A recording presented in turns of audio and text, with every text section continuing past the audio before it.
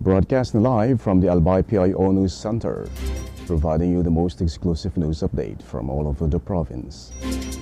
This is News at 12. In the local scene, the provincial government of Albay is set to establish an integrated emergency communication network to boost disaster response in the province. The project is in partnership with the Philippine National Police and the Bureau of Fire Protection to improve coordination among first responders during emergencies. Officials said the network will link key agencies under one system, allowing real-time updates and faster decision-making.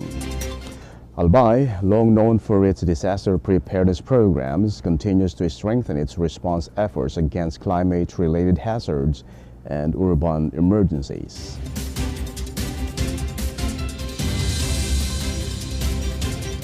In other story, the provincial government of Albay has recognized outstanding research works in its first Research and Development Adoption Paper presentation. 20 master's graduates and 3 doctorate graduates from Bicol University, Bicol College, Republic College, Daniel B. Peña Memorial College, and the University of Santo Tomas joined the event.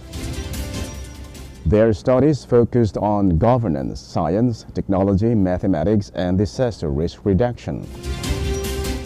In governance, Dr. Andres Barceliano won Best Dissertation, while Owen Oro was awarded Best Thesis. Irene Garcia topped Science, Sonny Jacob led the Technology category. In mathematics, Mary Joan Bajao took the top prize, while Alvin Cos won Best Thesis in Disaster Risk Reduction. The provincial government said the event will be held every year to encourage more Albayanos to pursue research that supports innovation and public service.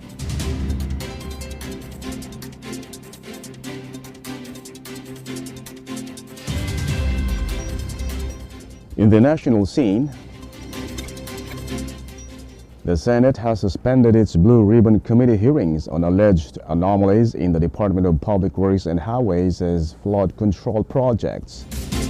The hearing was originally set for October 8, with plans to summon former DPWH's Mimaropa Regional Director Gerald Pacanon over concerns about substandard projects.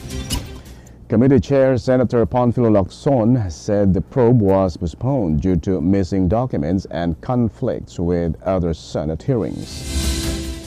The move comes after the House of Representatives also canceled a similar hearing last September 24.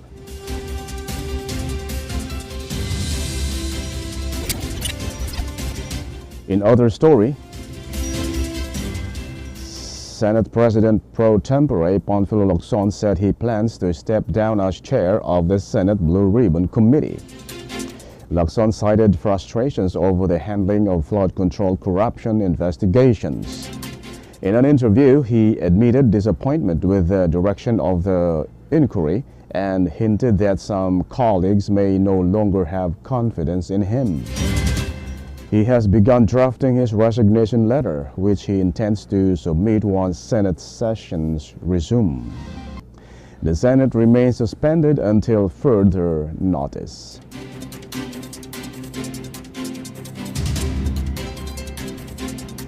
In other news, authorities report that the death toll from the 6.9 magnitude earthquake in Cebu has climbed to 71. The quake struck Bogo City on September 30, affecting nearly 90,000 residents. The Department of Interior and local government confirmed the updated figures after earlier confusion over reports.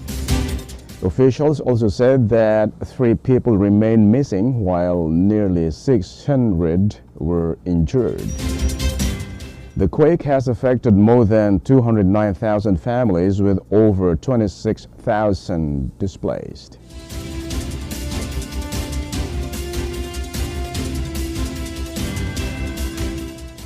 And in the news outside the country, U.S. President Donald Trump has urged Israel to halt its bombing of Gaza following progress in talks with Hamas. Trump said Hamas agreed to release hostages and accept key parts of a U.S. peace plan. In response, Prime Minister Benjamin Netanyahu's office confirmed Israel is preparing to implement the first phase of the plan. Israeli media later reported that the military has been ordered to scale back operations in Gaza.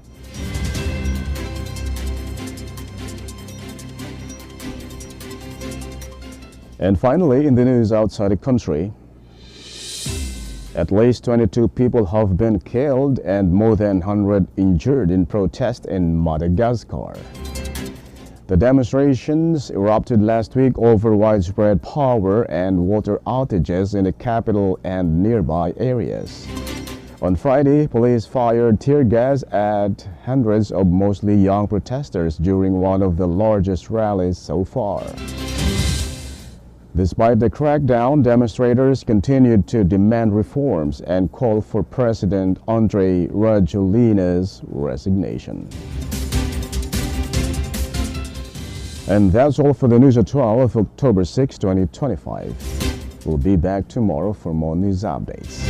And thanks to our news writer, Albay PIO and Naomi Ruth Hernandez. And on the technical side, Ted Bodis. And our Provincial Information Officer OIC, Marty Gonzalez. And under the supervision of our Governor Noel Irusal, I am Greg Hallare. Thank you for subscribing.